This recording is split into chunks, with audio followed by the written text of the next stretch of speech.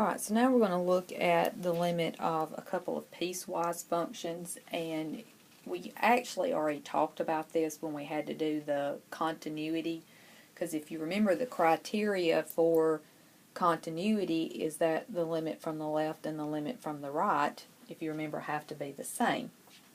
Okay, so like I said, this is still the same basic concept we talked about before. Now you'll notice that this one doesn't have the little plus or minus, which would mean here you are asked for the two-sided limit. So you do have to figure out the limit from the left and the limit from the right. Okay. Of course, if you'll notice, the number that you have here is a 2, same thing that you got here. That's always going to correspond. Okay.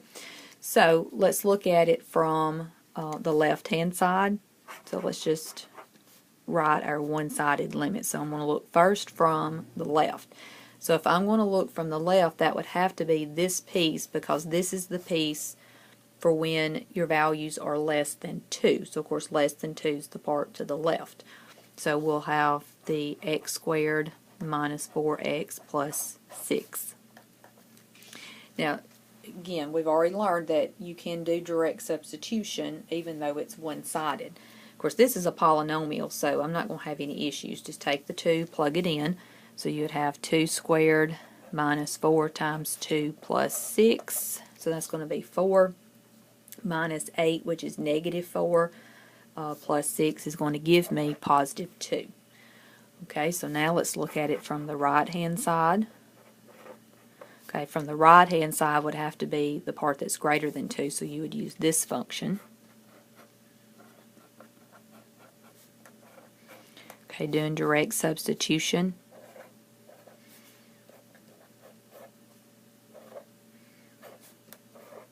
Now, be careful with your calculations here, because the negative is not part of what's being squared. So this is like a negative 1 times this. Okay, so the 2 squared is 4, and then this makes it negative 4. So I've got negative 4 plus 8.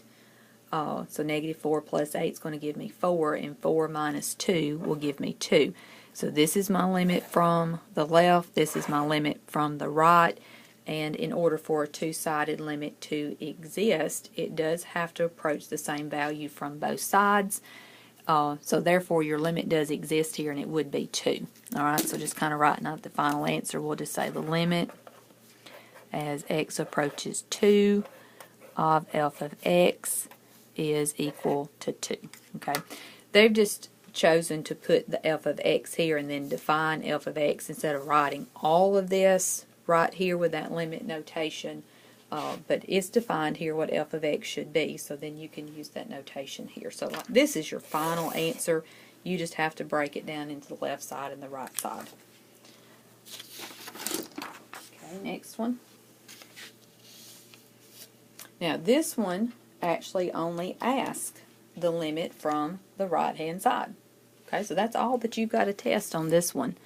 So we'll have the limit as x approaches 1 from the right. Okay, so the right would have to be this piece, the part that's greater than 1. So you're going to use the 1 minus x. So again, try direct substitution, which you're not going to have trouble with direct substitution when it's just a polynomial. So that would just be 1 minus 1, which is 0. There's your answer.